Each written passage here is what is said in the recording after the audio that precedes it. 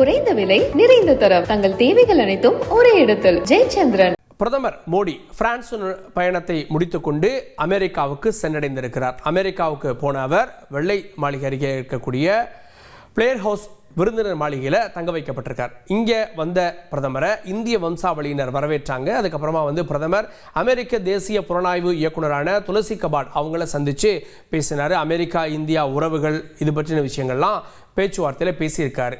அதே நேரத்தில் இன்னும் சில மணி நேரங்களில் அமெரிக்க அதிபரோடு, அதாவது பிரதமருடைய நண்பரான டொனால்ட் ட்ரம்ப்போடு அவர் பேச்சுவார்த்தை நடத்த இருக்கிறார்.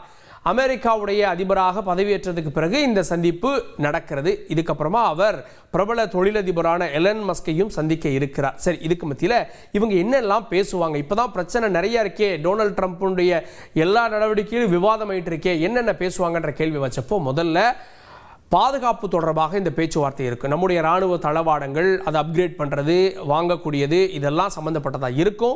அடுத்தது வர்த்தகம். இந்தியாவுக்கு சாதகமாக இப்போது வர்த்தகம் இருக்கிறது.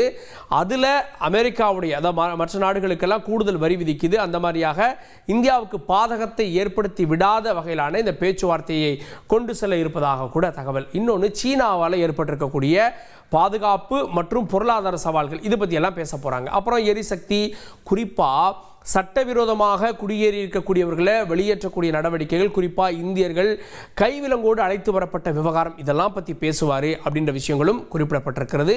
மேலும் உலக பிரச்சனைகள் பற்றியும் பேசுவாங்க அப்படின்னு சொல்லப்பட்டிருக்கிறது.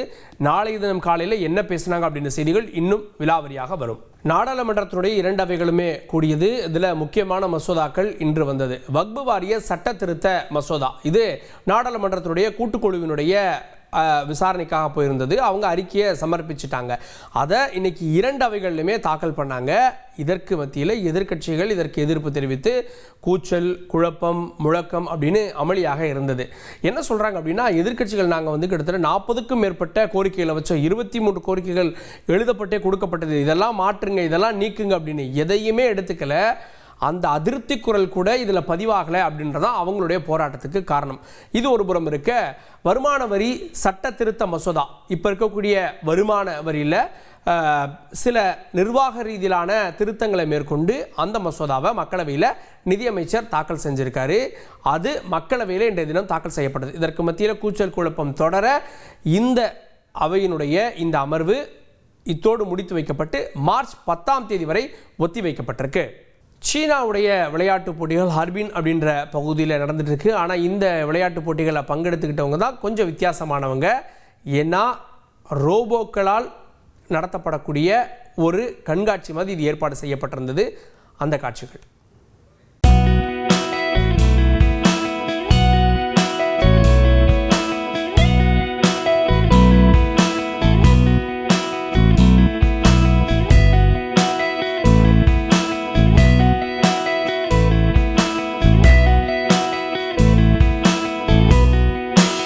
தைவானுடைய தைசுங் பகுதியில் சூப்பர் மார்க்கெட்டில் வெடி விபத்து ஏற்பட்டிருக்கு. இதில் 5 பேர் மரணமடைஞ்சிருக்காங்க. 12வது மாடியில் ஒரு கேஸ் வெடிப்பு தான் இதுக்கு காரணம்னு சொல்லப்படுது.